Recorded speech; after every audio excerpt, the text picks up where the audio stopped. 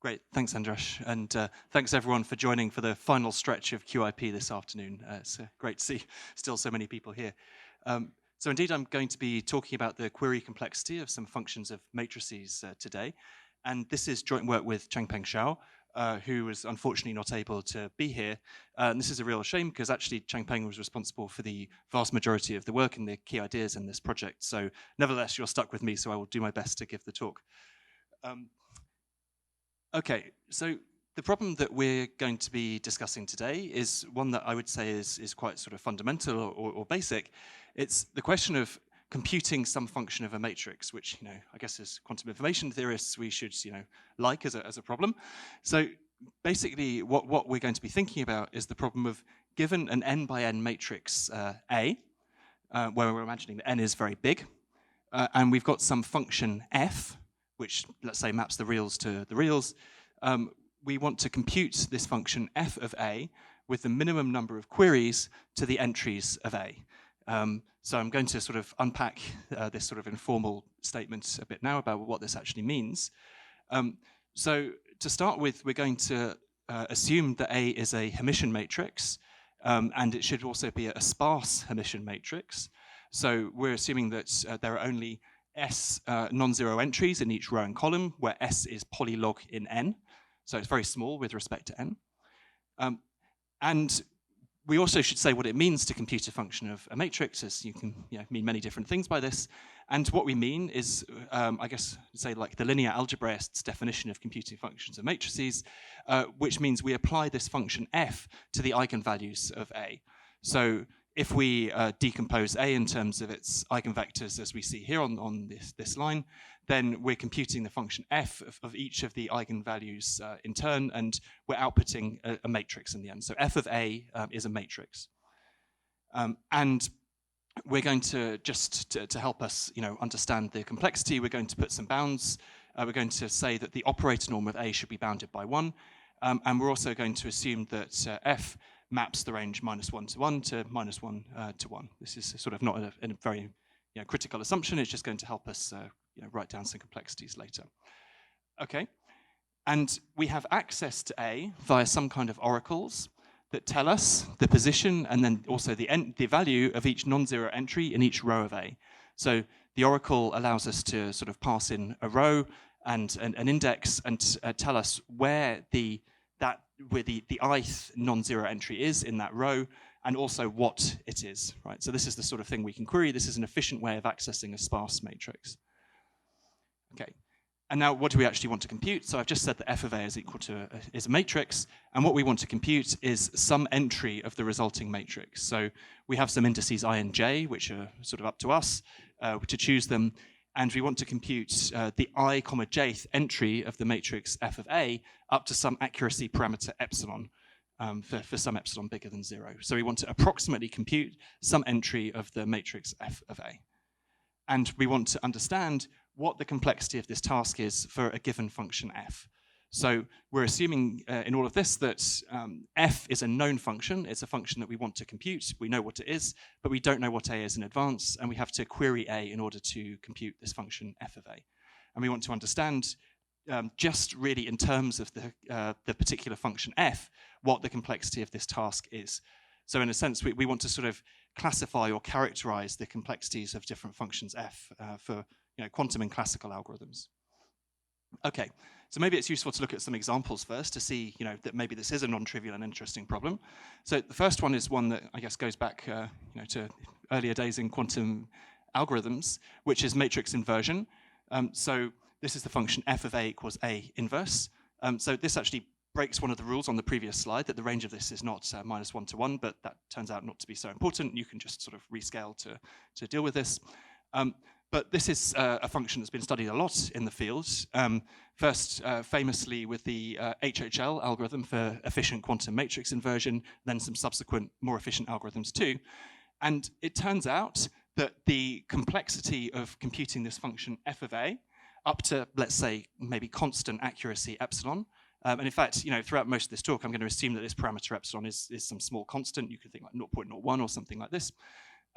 The complexity of this task is, roughly speaking, characterized by the condition number kappa of the matrix A. So there's an upper bound that says that up to some sort of log factors, you need kappa queries to compute this.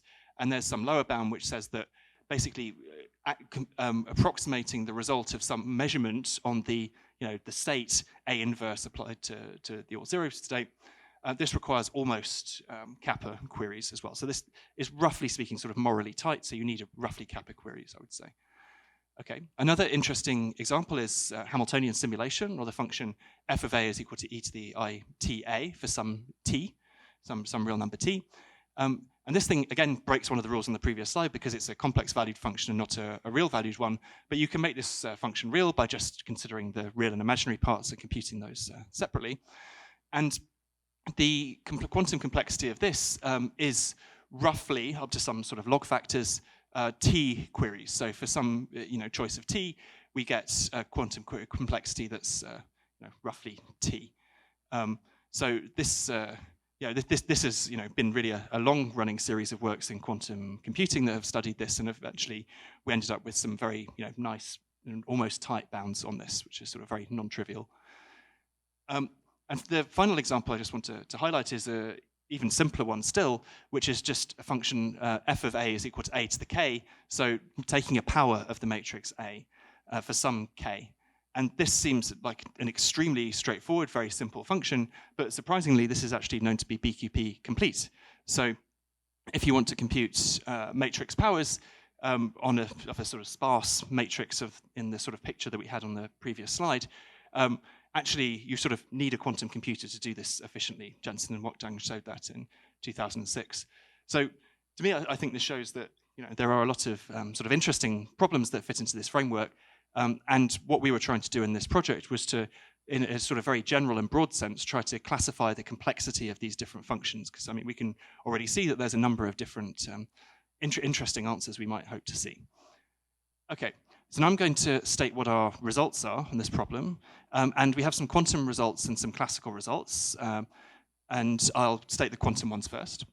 So quantum results are in terms of a particular quantity, which is the approximate polynomial degree of a function. And this is something which may be familiar to some of you who have worked on quantum query complexity, but in fact our definition is slightly different, so I'll just go through it maybe slightly carefully. So we're imagining that we have some function f that maps the range -1 to 1 to -1 to 1, and we have some parameter epsilon, which is between 0 and 1. Then we can define the epsilon approximate degree of the function f as the minimum d, such that there exists a polynomial g of degree d, and such that f of x is within epsilon of g of x for all x within this region. So basically, this is the same as approximate polynomial degree of things like Boolean functions, but now we've just got univariate functions, so sort of simple functions on the real line. So this is, in some sense, a simpler definition. Okay, so this we're going to denote by this tilde deg epsilon f notation. Okay, so I guess the main result of our work is the quantum lower bound that says that for any continuous function f, there's a sparse Hermitian matrix A, in fact only has two non-zero entries in each row and column, with bounded operator norm and some indices I and j, such that if you want to compute the ijth entry of f of a, the number of queries to a you need is lower bounded by this approximate polynomial degree of f.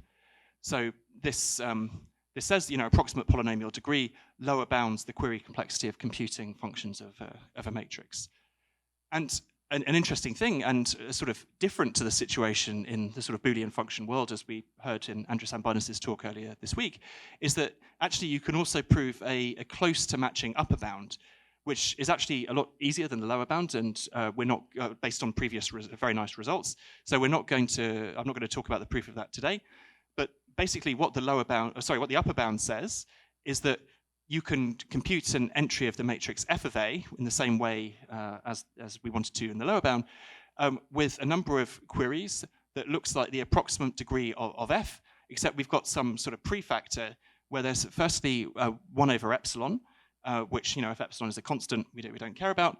And then there's also a term that depends on the sparsity the maximum of A, which is the maximum value of any entry of A. So this actually is upper bounded by the operator norm. So that's not a very significant term. And then there's also this slightly annoying delta that we weren't able to remove, which says that we want the operator norm of A to be upper bounded by 1 minus delta, and then this delta comes into the complexity. So the operator norm of A needs to be slightly less than 1 for this upper bound to work. But if you sort of ignore these slight annoyances, this is a very close sort of expression to the lower bound. So our view is that approximate polynomial degree seems to characterize the complexity of this task on a quantum computer. Okay. And another interesting point is, in fact, we can also get a classical lower bound based on approximate polynomial degree. And the lower bound says, in the same setting to the previous slide, that if we have a classical query algorithm and we want to compute some function f of a for a sparse matrix A, and now we have to have a slightly increased level of sparsity for this bound to work compared with the previous slide, then the number of queries we need is actually exponential in the polynomial degree, or the approximate polynomial degree of that function f. So now we have this slight irritation again that we have now 2 epsilon appearing in the bound rather than epsilon. In many cases, this is not very significant. But yeah, basically, the key point of this bound is that the lower bound is exponential. So we have an exponential separation between quantum and classical for any such function, for any function f in terms of the polynomial degree. And interestingly, there's also a simple classical algorithm whose complexity is not too far away from this lower bound. It's again exponential in the approximate polynomial degree, as it says on the slide. So basically, this sort of gives you some machinery that enables you to sort of prove a whole family of exponential quantum classical separations if you allow the degree of the polynomial, approximate degree of the polynomial to grow. Okay, there's also a nice connection to quantum singular value transformation, which some of you here may be very familiar with, including the chair. And the really nice result that is in the quantum singular value transformation paper is that you can, if we have a unitary U, which encodes a matrix A by having A in its top left corner, which is known as a block encoding, then we can construct a new unitary U tilde where we've got f of A in the top left corner up to accuracy epsilon with a number of uses of U that scales with the approximate degree of the function f. So our result shows that this upper bound is tight for a more general problem. So the point is, if you want to compute f of a, you don't need necessarily to use block encodings to do it. You could have some different method for computing f of a, which doesn't involve producing this unitary U tilde. And our result shows that this nice upper bound from QSVT is actually essentially tight.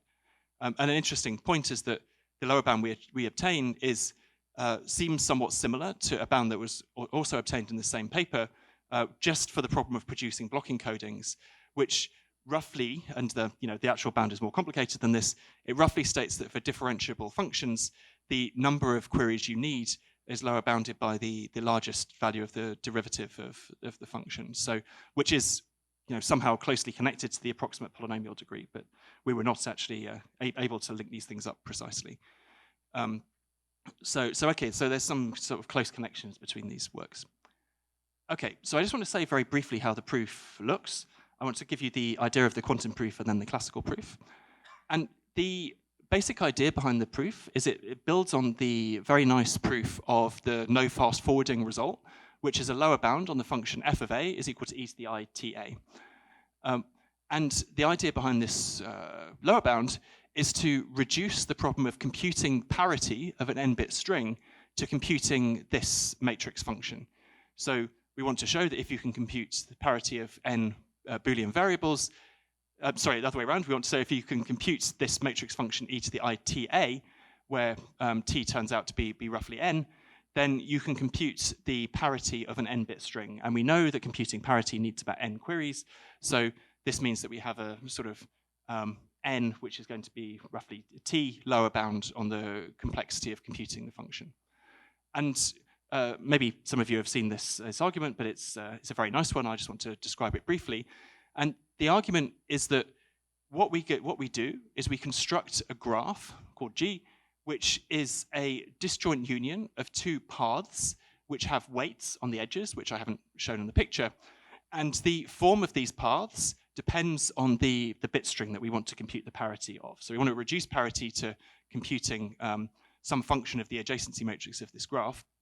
And the way that we produce this is we have these two sort of lines, and the sort of x-axis here is indexed by the bits of the string, and the y-axis we just have like two of these, 0 and 1. And the idea is that at each point along going from left to right, we have an edge to the immediately adjacent vertex if the corresponding bit of x is equal to 0, and we have an edge to the other one, so we have like a crossing, if the corresponding bit is 1. Okay, and we also have some carefully chosen weights on the edges. And it turns out that for some choice of weights, one can show that this expression here, this matrix function, is actually sort of equal to the parity of the bits of x if we choose t to be roughly n. So that means that if we want to compute this matrix function, we need roughly n queries to A, because it would allow us to compute parity. Okay. And basically, the reason why this works, like the underlying ingredient here, is that there's some weighted line graph L, some weighted line on n vertices, roughly n vertices, such that if you apply this matrix function e to the ITL, then we get some sort of amplitude moving from 1 to n, or from n to 1. So basically, if we compute e to the ITA, then if we sort of start here, then if we compute e to the ITA, the idea is that we sort of end up here if the parity of the bits is 0, and we end up here if the parity is 1. So the fact that we have some nice sort of weighting scheme that allows us to get from 1 to n using the function e to the IETL is what makes this argument work. So effectively what we want to do is to make this work for any function f. And effectively this corresponds to finding a weighting scheme such that computing the function on this sort of weighted line allows us to move amplitude from one end of the line to the other. And that's the key technical result, that we're able to show that there's a tri-diagonal matrix like this that has a particular property. And this theorem is defined in terms of the even and odd parts of the original function f. I wouldn't worry about this too much. It's basically a technicality. But the bounds we obtain are in terms of the even and odd parts of f, which doesn't cause us a big problem in the end. And basically the result is that there's some choice of weights here for the off diagonals of this matrix A, such that if we compute f of A, then f of A, the 1, nth entry of it, is equal to epsilon, where epsilon is the epsilon occurring in the approximate degree expression. So basically, this means that if we can compute this thing up to accuracy epsilon, this allows us to compute the parity of n bits via some construction like the previous slide. I don't have time to talk about the proof of this, but I'll just mention a couple of the ingredients. So some of you may be familiar in quantum query complexity. In the polynomial method, there are these things called dual polynomials, because computing the approximate polynomial degree is a linear program, so you can use linear programming duality. Here, we actually end up using something called linear semi-infinite programming, because we have infinitely many constraints in the polynomial, approximate polynomial degree here. But it turns out you can do something similar to get a dual polynomial. And amazingly, it turns out that the existence of this dual polynomial allows you to construct a tri-diagonal matrix that's of the correct form for the previous theorem to go through, which is sort of remarkable, and we haven't really understood why, I think. Okay, I also mentioned the ingredient going into the classical lower bound, which is an exponential lower bound in terms of the approximate polynomial degree. And here, the idea is that we're going to start with a quantum query algorithm where we have a really big quantum and classical separation. And we use this correlation problem that Aronson and Abinis considered a few years ago, which has a very strong quantum classical separation, an exponential one. And what we do is we use the Feynman-Kitaev clock construction to encode this within a sparse Hermitian matrix. So the quantum circuit corresponding to correlation, we stick into a Hermitian matrix. And then it turns out that the way that this algorithm looks, the evolution of the algorithm, is it looks like actually sort of time evolution within a sort of tri-diagonal matrix kind of space within a sort of weighted line, like going from the start of the algorithm to the end of the algorithm. And so we can actually use the previous technical result to show that there's some matrix A such that the size of A scales like the approximate polynomial degree of f, such that if we can compute f of A, we can solve the correlation problem on a number of bits that also scales like the approximate polynomial degree. So this means there must be an exponential classical lower bound because we have an exponential classical bound there. Okay, so just to summarize, I think our main result is that approximate polynomial degree actually characterizes the complexity of these matrix functions. We also see that exponential quantum classical separations are sort of generic in this picture. You can get many of them in this way. And the thing which I think is sort of intriguing is that the classical lower bound on computing matrix functions, we believe it may be new, at least we're not aware of it existing already. And the way we proved it is using this quantum technique, this sort of Hamiltonian complexity type technique. And I think this is maybe a nice example of a quantum proof of a very classical theorem that actually makes no reference to quantum in the end. For those who are quantum singular value transformation fans, I guess an implication of this work is that this technique is essentially optimal in some regimes. There are some nice open questions, like what's the correct dependence on the complexity on epsilon? There's some sort of technicalities there that I'm happy to discuss. And also, we don't have a tight bound on the classical query complexity yet, and it would be nice to characterize this better. Okay, that's everything I wanted to say, so thanks very much.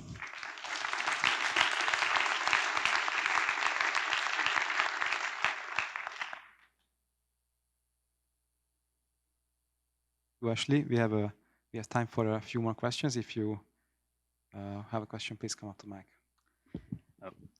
Yeah, thanks for the nice talk, Ashley. Two of the examples you gave earlier were matrix inverse and e to the I ph.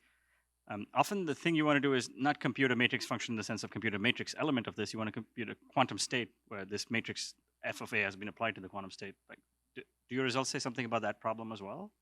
Yeah, I mean that's our results should imply something for this problem as well, because given that state, you can compute these these things like the entries of the matrix, right? So you could just apply that function to a computational basis state and like measure in the computational basis, and this allows you to solve the function. That's a problem that I was discussing. But the thing that's interesting, and this is the technicality I'm sort of referring to there about epsilon, is that we have not got really tight bounds on the epsilon dependence here, right? Because if you want to actually use the state to compute something, you're going to do like amplitude amplification or something like that, and you get like this 1 over epsilon dependence. Whereas if you just want to produce the state, then maybe you can get away without this, right? You have like maybe log dependence on 1 over epsilon. So basically, we were sort of trying to prove better bounds in terms of epsilon, but it's not actually clear you can do this using our techniques, because our techniques actually somehow they morally lower bound the complexity of producing the state, right? Where you shouldn't have this epsilon.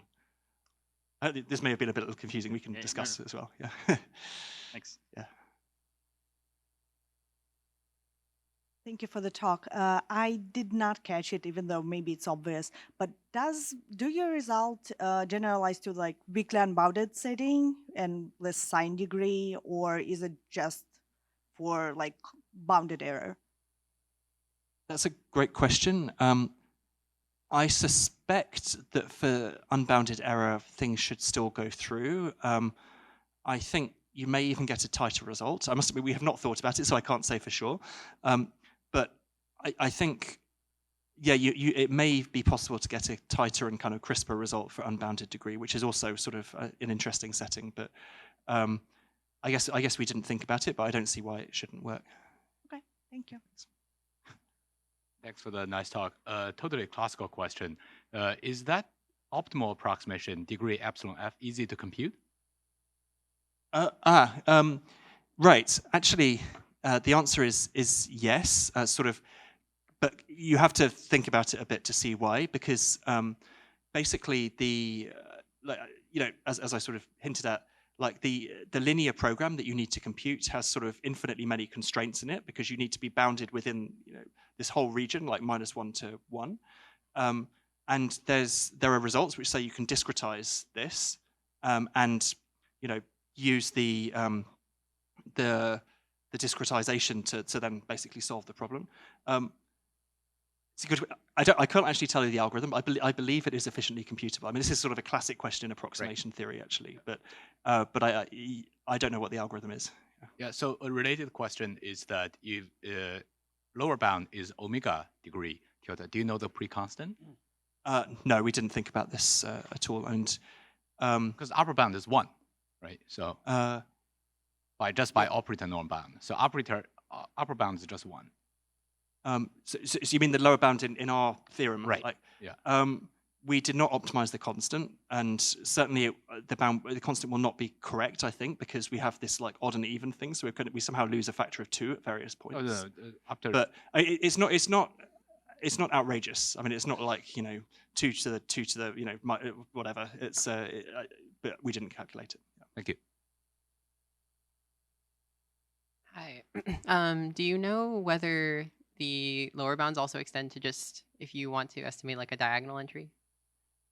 Like it seems like the lower bounds work for like off diagonal, or like you need to be estimating an off diagonal entry. That's true. I think you could probably make it work for diagonal entries as well, because like maybe you can sort of square the matrix or something like that to some I don't know. I suspect it will work, but we didn't do it. But I guess I don't see a reason, unless you know one. I don't see a reason why. No, I was just gonna say like I think prior work works for diagonal entries or something. Right. That would make sense. Yeah. Can you comment on the connection to dequantization methods? Yeah, I don't know. I'm not sure there is really a connection. I don't